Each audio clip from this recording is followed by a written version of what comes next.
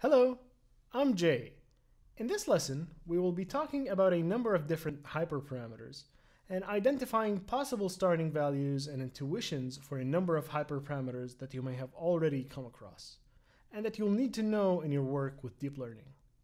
A hyperparameter is a variable that we need to set before applying a learning algorithm to a dataset.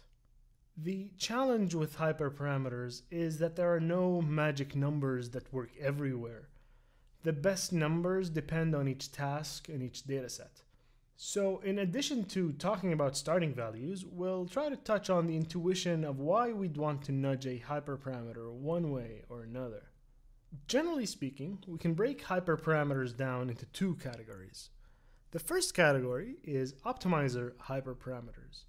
These are the variables related more to the optimization and training process than to the model itself.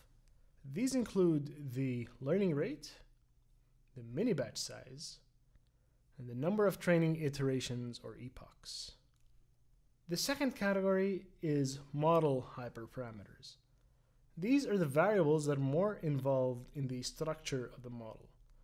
These include the number of layers and hidden units, and model-specific hyperparameters for architectures like RNNs.